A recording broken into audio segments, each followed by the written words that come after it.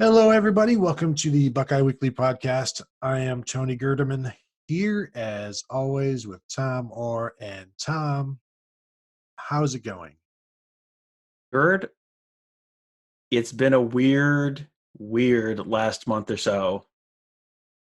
I think I'm ready to get hurt again. I think I'm ready to put myself out there emotionally and get hurt again by a group of people who very clearly do not truly love me.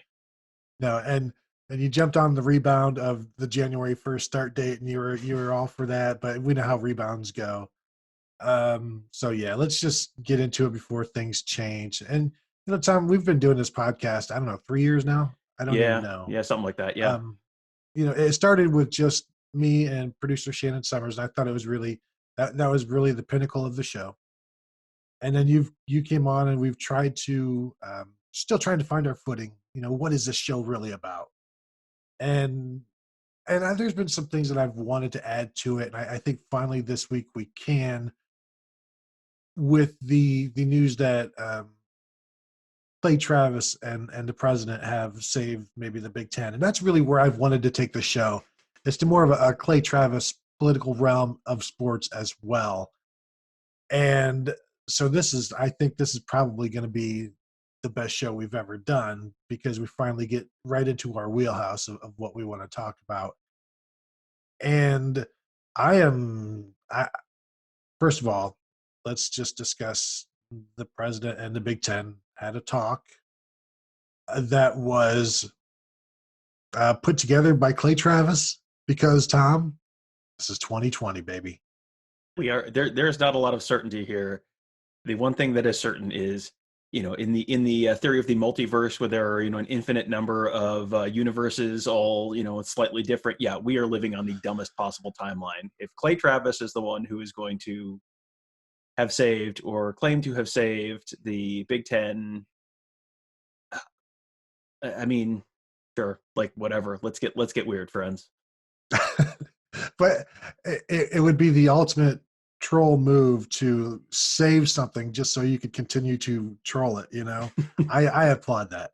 Like, you know what? If the Big Ten's not here, I can't really make fun of it. Yeah, you can make fun of it for not being here, but it's just the same joke over and over again. But if you save the Big Ten and bring it back, then you get to make fun of, like Penn State, Michigan, and Ohio State for losing to Clemson and this and that and that. So as somebody who has trolled people over the years, Michigan fans, and we have a good relationship, but I can respect the level that Clay Travis has gone to. Like, I've never placed a call to the White House to, hey, let me get on some nerves of these Michigan fans. Let me get the president involved and see if I can't just make some stuff happen. And kudos to Clay Travis, and kudos to, I guess, Kevin Warren for taking the call on how do we get this thing going. And when it happened a couple days ago, I didn't know if it would lead to anything, and we still don't. But what it kind of has led to is some thought and some movement that things could be happening. And all of this is still shrouded in mystery, but the mystery is kind of getting, I don't know, happier, if that's a way to put it. As we've talked about the January start or the November start, there seems to be a lot of steam picking up for this October 10th start.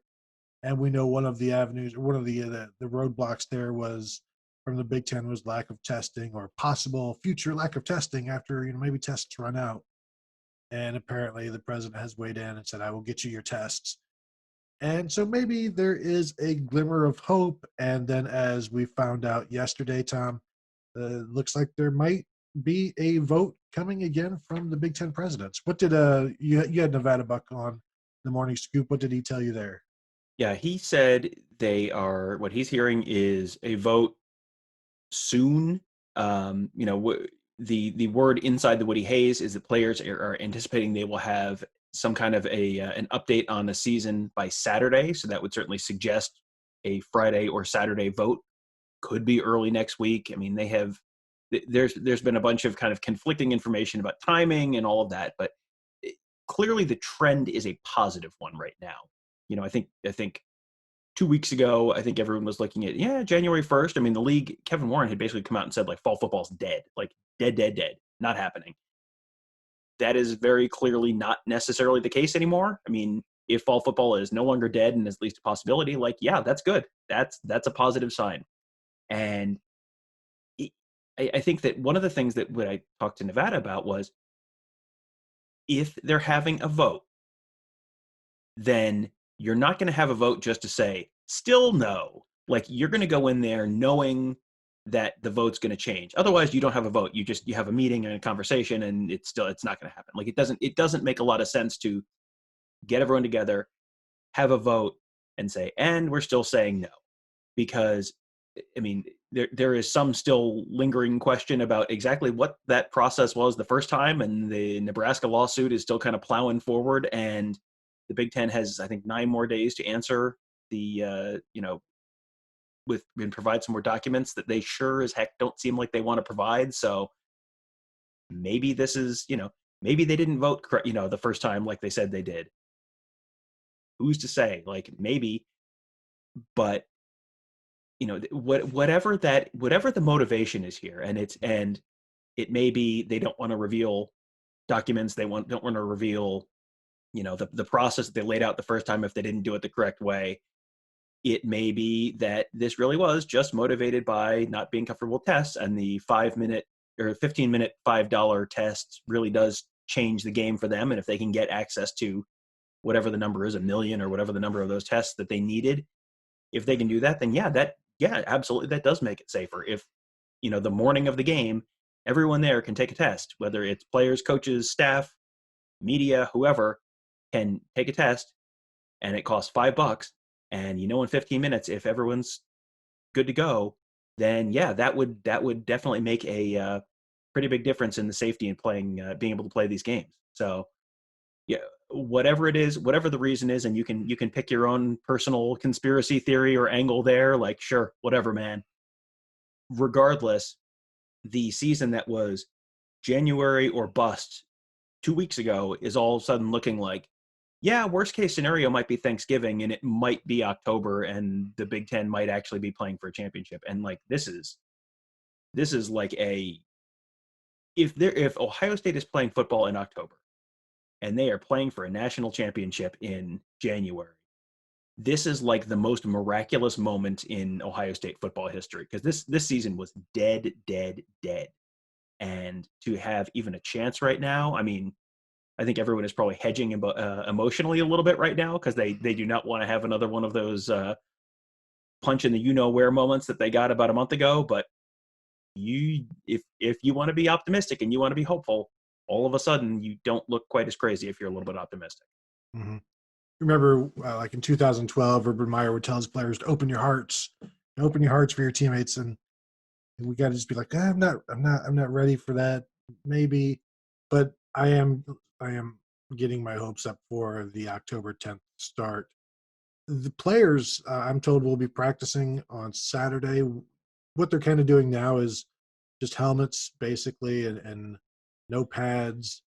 But and it's like a 12-hour work week. This is part of their 12-hour week. But I'm told, like, normally during this phase, they don't practice on Saturdays, but they will be practicing this Saturday. So I think that's maybe something, as we move forward and we look at like 4 or 5 weeks to, for the camp to get going, because we've talked in the past about 6 weeks is what the coaches want. Players have been around campus for 2 months now, so I think they've got their 2 weeks of strength and conditioning. They could pretty much start camp, almost immediately, certainly by next week, and then they'd have their 4 weeks of camp as normal, and then you can play. So I think, as we said on the last show, it's certainly possible to start October 10th. Now that's, there's some things that would then lead to, but to me, is this the president's not wanting? Is this just the easy way? Is this an easy way out for them to not have to reveal that incredibly damaging information?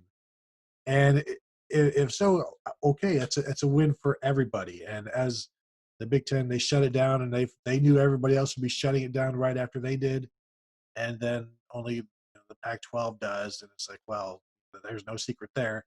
And now as they get criticized and as they get protested and as they see everybody else continuing to go along, the Big 12, SEC, ACC, having outbreaks and having campuses gone emptied basically in different places, and yet they're still going on, and it's looking like football season is going to happen, and it starts for the ACC next weekend, I believe, and so this is an opportunity to get back into that. And you mentioned the television aspect of it. At least unless that was That might have been before we before we started hit recording. record. But Also television, yes. there is the television aspect of it, which is the only avenue of broadcasting where, in terms of sports, where people don't fast forward and they have to sit through the commercials. That's what makes live sports so valuable. And because you're a captive audience, you can't fast forward because you watch it live, because you have to watch it live that you're not spoiled by it. Whereas, you can catch a TV show 3 days later and just fast forward to the commercials. Sports fans don't do that. And so this is the last great revenue area for television almost, because it's a premium. And to, miss part of that, you explain kind of why it would be better to do that and to be part of the fall than the winter. Sure. Yeah. I mean, there's a couple different angles to this. Nevada, for one of his folks that he talks to is a pretty high-ranking TV person, and so he got this from them, and it makes sense that you have a product that you want to, like, they want to have inventory this fall. When it's football season, they want to have inventory this fall to be able to sell ads on. And hey, there's a presidential election, and guess what? There are going to be a lot of eyeballs on those games. And hey, there's a lot of folks in Big Ten country who are in battleground states, and they're going to sell ads on all of those games. And hey, there's ad rates go way up. Having worked in TV before, I can tell you ad rates go way up when it's a presidential election cycle. So, but and everyone is hurting a little bit right now financially, including TV networks. So yeah, they want to sell as many of those ads on highly rated live game programming as they can. So that's one part.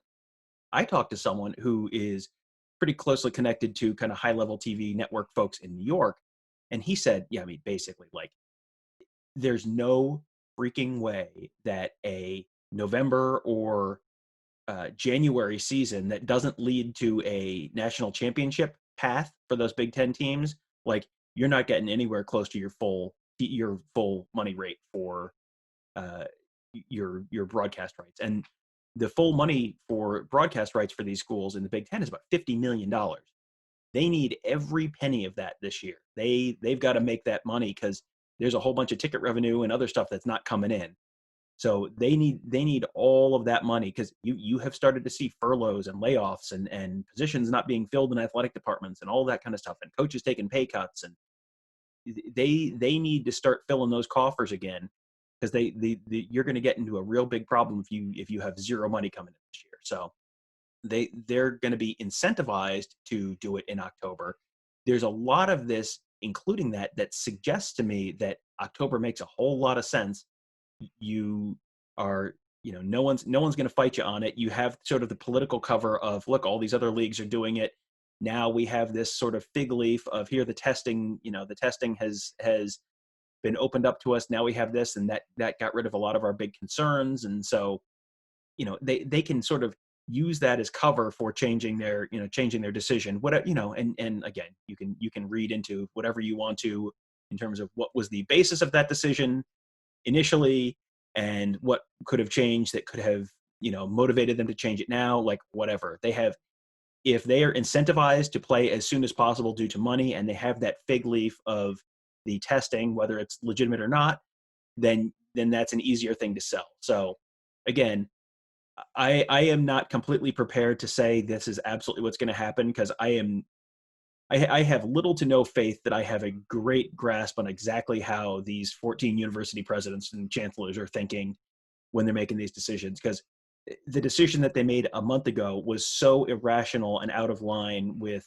I think, the reality on the ground, that I can't I can't tell you for sure that I have great confidence in them voting for an October 10th start, but I think there's a lot that would sort of incentivize them to do that, and that I think is certainly something to be hopeful about.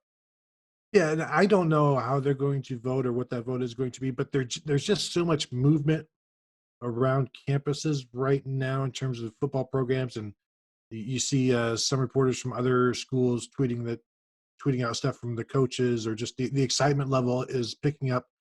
It has been kind of surprising the lack of anything coming from the Big Ten people who, or the people connected to Kevin Warren, in terms of a vote or anything like that. I've been kind of waiting for that from Nicole Auerbach or Pete Thamel or something like that to say, yes, there will be a vote. And so far, there hasn't been any of that. I'm still wondering, what are they voting on? Are they voting to, would they be voting to cancel the season? Would they be voting to restart the season? Because depending on what they're voting on, the the number of schools that want to play changes. You know, if they're voting to cancel the season, then you would need 9 schools to vote to cancel the season. If they are voting to, and you would only need, like what, 6 to vote to play. But if they're voting to, do we want to overturn the decision to cancel? Now you need more schools in favor of playing to vote for that. So if there is any question with the previous vote, did it happen? Didn't the Big Ten says it did? Other people from the Big Ten said, what vote? There was no real vote. So I don't know what they're actually voting for, and that changes who needs to vote for, or how many teams would need to vote to play, or how many teams would be in favor of playing. I'm going to assume they're voting to restart the season, which in that case you would need 9 programs to say, yeah, we want to play. I do wonder if there are schools who have no intention of playing, should they have a vote? Like, if whether the vote is yes or no, from whether however that vote wins, if if say 3 or 4 teams have no intention of playing, should those teams even? I don't know. I'm kind of torn. Should they have a vote? I guess maybe, but um, like, yeah, I don't want to play, but we will play it if the vote goes that way. Yeah, those people should vote. But the others who are like, no, we're definitely not playing no matter what, then it's like, well, yeah, I don't know that they should vote, Tom.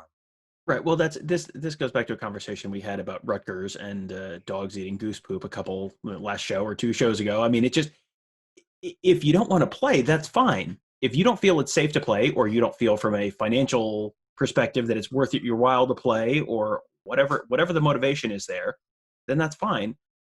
I don't see why Rutgers should be able to stand in Ohio State's way, or Maryland should be able to stand in Ohio State's way. And you've seen, everyone is kind of doing their straw polling on this stuff, and that you get this conflicting information about who's voting to play, who's not voting to play. Maryland has been a pretty consistent no throughout most of the people who've been discussing this. Rutgers has been a pretty consistent no. It seems like there's been some movement though from the Michigan end of things. That Michigan's governor, who has been a little bit of a stumbling block in terms of not being willing to play high school football, not being willing to do college football, that she may be coming around, or there's been a little bit of movement maybe on, hey, Indiana's playing high school football and they haven't had major issues yet. Ohio's playing high school football, they haven't had major issues yet. And, you know, if Michigan's governor's coming around, then maybe you get the Michigan schools on board. I mean, there's just so much that goes into this decision. I mean, like you said, we don't even know 100% what the vote count needs to be. I put out 9 on the board last night because it based on the 60%. 60% of 14 is 8.4, so you need more than 8 votes. So that's 9 votes. You can't have 0.4 of a vote. So you need 9 votes. And then people are like, well, not necessarily, because we don't actually know. Because I mean, the Big Ten has said it was 11-3, but they haven't actually put out that it was, So this is one of these, like, I feel like the Charlie Day meme from It's Always Sunny in Philadelphia, where he's just got this crazy look on his face, and then the board with all the strings connecting things, and he's trying to explain this conspiracy, and it's like, that's how I feel trying to explain, like, okay, so, well, what's going to happen with this Big Ten vote? Well, okay, friends, we don't know whether there was a vote before. So therefore, we don't know how many votes they need. And we don't know who's going to vote what way. And we don't know what they're voting on yet. And it's like, so yeah, what do you, there was a post on our insiders board that was, okay, insiders, what's going to happen? It's like, I don't even know what's a football. I don't know. Like, and I think that's the thing, that no one truly knows right now. I think that the information is all sort of pointing in the direction of, yes, there's going to be something this fall, and there's a lot that logically suggests that it should be in October instead of Thanksgiving. But you're asking about a bunch of people who are going to have to, the motivations of people who are going to have to balance probably some financial considerations, some liability considerations, some the willingness to admit that they were wrong a month ago, versus can that be covered up by, well, things have changed, and if we still had the information we had a month ago, then then they still were wrong, because they shouldn't have canceled it. They should have just punted it. Like, if you go back and listen, hey, guess what we were telling them a month ago? Yes, you should just punt it a month and see where things are. But we're not running the league, unfortunately, and that is to the league's detriment, obviously. But I have a very difficult time feeling extraordinarily confident that I know exactly what this group of 14 people are going to do, especially since, like you said, we don't even necessarily know all of the parliamentary procedures that are going to go into this decision, let alone what these people are going to do and how they're going to vote once they sort that out. Well, and if it was 11-3, I'm guessing there's all kinds of calls. Like, can we get you to our side? Can we, can we get to 9? Can what 6 schools do we, can we sway? And there's, to be a fly on these walls, it would be pretty interesting.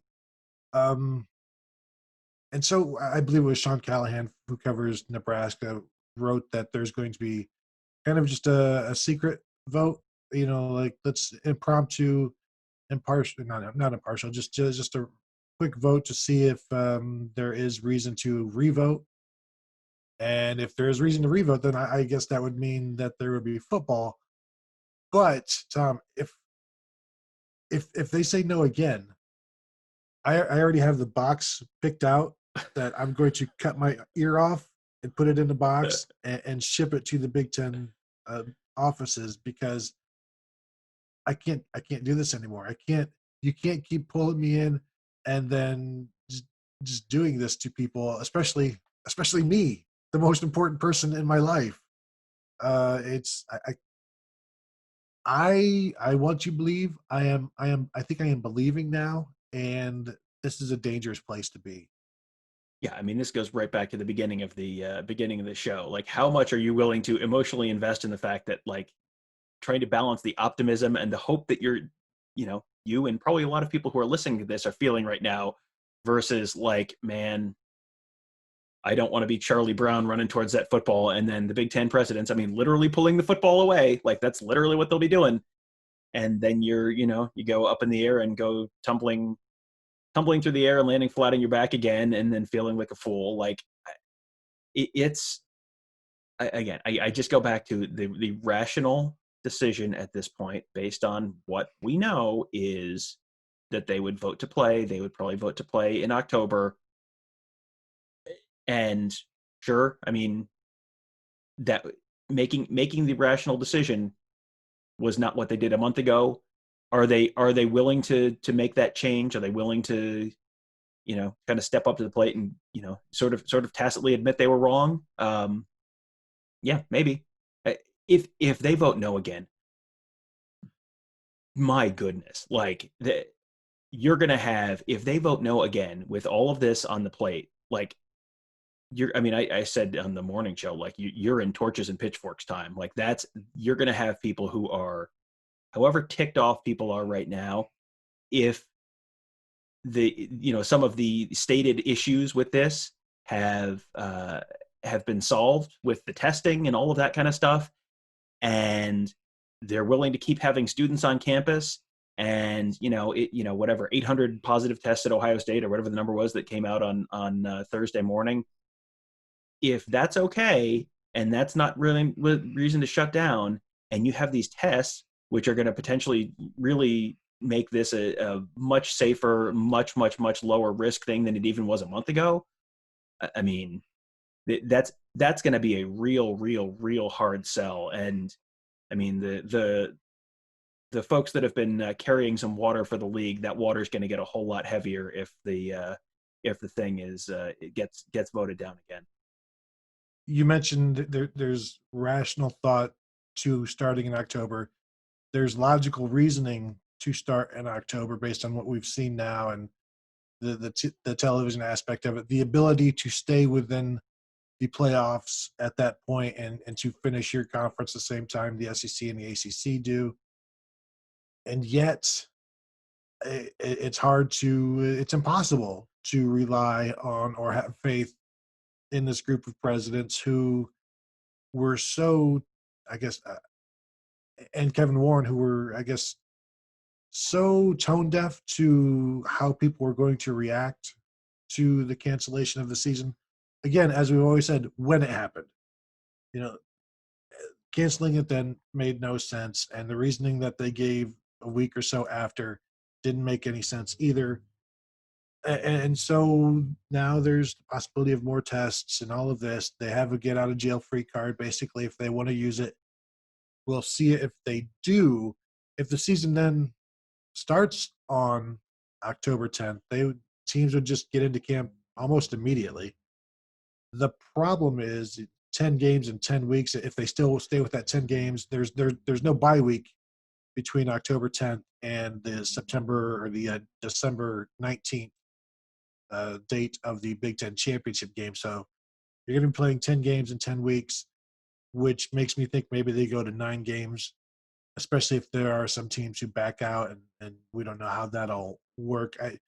Maybe 10 games in 10 weeks is a tough ask. It's been done before for many years. So a little different, but yes. Yeah. So I don't know that they would want to kind of push that limit. So maybe it's even 8 games or 9 games. And then it is for Ohio State is 8 games and a Big Ten championship. Is that enough?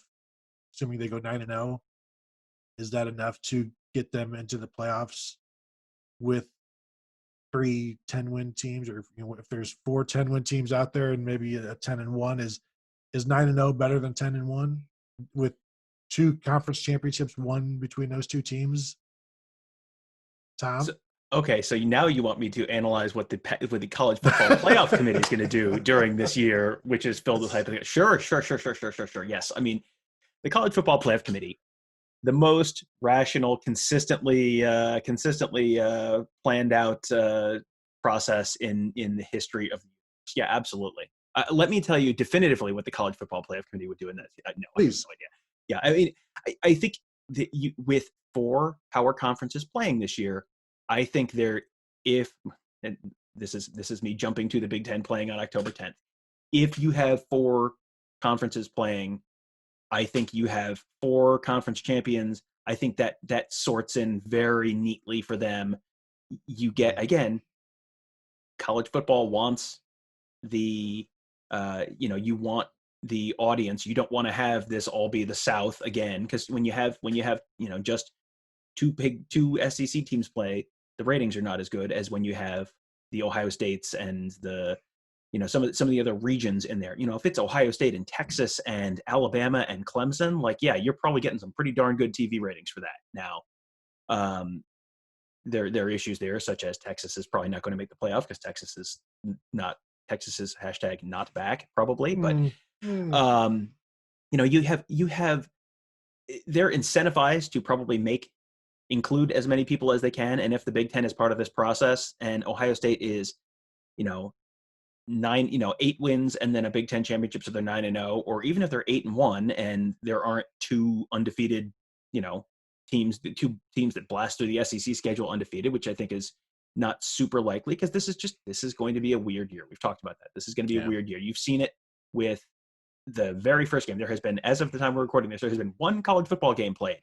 And in that game, there were 3 long snappers who were out, and so the quarterback had to punt. Like, this is just like, I mean, we have 1 game of data, and it's already like, oh, this is going to be nuts. you're going to have stuff like that. You're going to have guys who test positive, and someone's quarterback is going to be out. Like, okay, if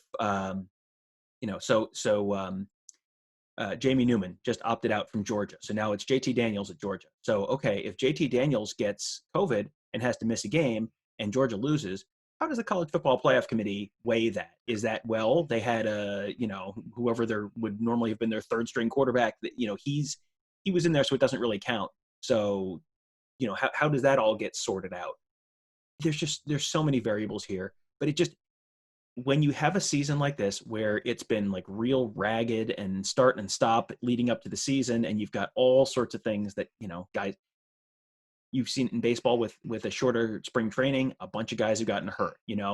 Are you going to have a whole bunch of hamstring pulls in camp? Are you going to have a whole bunch of guys who, the offensive line, two guys from the offensive line are sick, and then so they miss a game, and then the quarterback gets blindsided, and then he's out? Like, are you going to have that happen somewhere? Like, there's so much of this stuff that's going to be weird and unpredictable. And if you're going based on precedent, like, well, this is how it normally works, like, nothing's working like it normally worked this year. So so anyway, to answer your question, yeah, I know exactly what the college football playoff committee is going to do. I just don't want to tell you because I don't want to spoil the surprise. Oh, thank you. I had completely forgotten the whole aspect about players getting sick, missing games, because it's been a while since I thought about there actually being games. It's like, I've just been, January, man, November doesn't make any sense, blah, blah, blah. And now it's like, oh, well, maybe we might actually have to start talking about games again. Your scenario with the third string Georgia quarterback, like, what if, say, the JT Daniels is out 2 games and that third string quarterback beats like Tennessee and then comes back and loses to Vanderbilt? It's like, well, we saw he was good enough. They were good enough with him to beat Tennessee. So should that loss to Vanderbilt actually then count? Because if it's just a one-off loss, that's the first time the third string quarterback plays, I don't know that it really matters. But if there is then evidence, or there's further proof that actually he did okay, and they beat a good team, quote unquote good team, Tennessee, and then they lose to a bad team with that same quarterback, I think maybe that just knocked that team out, because people got to see the quarterback actually do something okay in one game, and then the team kind of just collapsed that second game. So there'll be some, I think, interesting stuff like that, where there's maybe too much evidence of some of these third string guys, and they end up playing, if it's 2 games and they lose the second, now you've cost maybe your team something significant, as opposed to just a one-off, it gets excused. So that'll be interesting to watch. I was surprised and disappointed by the Jamie Newman thing, though, but Tom, we will probably at some point in the show start talking about actual games. I think next week, because there's really nothing to talk about this week. Yeah, there's not a ton of action this week, but yeah, I mean, you've got a few games. I am personally intrigued by the Navy BYU game. Mm-hmm. Like that's kind of a good intersectional game, and those are 2 teams that are different enough that I think you could see just kind of a good styles make fights kind of game there. But yeah, I mean, we're potentially a week away from like an actual week of college football, and I mean, Mm-hmm. and I will definitely be watching some this weekend. But Yeah, I mean, it was a little bit of a bummer to think yesterday on Wednesday, in a normal in the schedule that was supposed to be laid out, or that was laid out in early August, you and I should have been in a car on the way to Champaign, Illinois, yesterday to watch a little live football. And that's but to go from that to all of a sudden, hey, maybe we're going to be in a car going to Champaign, Illinois on October 9th instead of September 3rd. Like, yeah, that's that would be okay with me. I'll take it. I want to tell you how weird a season this is. I'm okay with being in Champaign, Illinois. That's how weird this year is. Just get me back to Illinois. I'm with you, Tom. I think we better wrap up so we can hurry up and post the show while it is still somewhat timely. Do you have anything else you wanted to add before we close it up?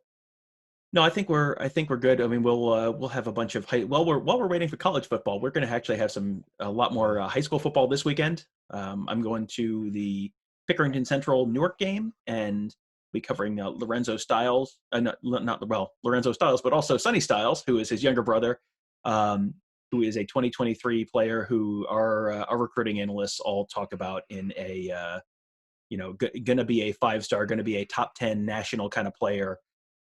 He just got an Ohio State offer in the last week or so. Seems like he is probably more likely than not going to end up at Ohio State. And so he's going to be someone that is definitely going to be someone we're going to want to watch. This is my first chance to get to see him. Mark Givler has seen him before in person. This is my first chance to see him in person. I am super excited to see him because that's someone who I think is going to be someone that you're going to be hearing a lot about. So we'll get to kind of plant my flag there early. So that's going to be fun. Where are you going this weekend? If I ever hear back from the school, I will be headed to watch Gahanna Lincoln linebacker Jaden Yates, also a 2023 guy, as we are, scouting the future of the future. And I've been told that he's one to watch, a linebacker. So I will be checking him out, watching that. Eventually, I do want to get down to Ironton and watch a linebacker. Tom, his name is Reed Carrico. And I've been told basically like he just makes all of the tackles. So that's why I want to go see Reed Carrico, see what he does. I don't know, Tom, maybe you can tag along. If we don't get any road trips here this month or even next month, then we can go down to Ironton and watch some football, get dinner on the river, see what happens. Just have a good old time.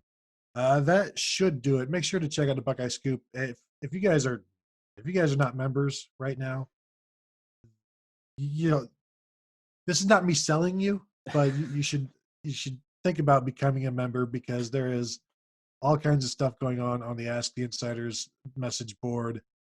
It's fast and furious. Thursday today, right now, Bill Green is having his weekly chat, and there's always good information there. And of course, we are covering this whole vote, not a vote. What are they voting on? Who's voting?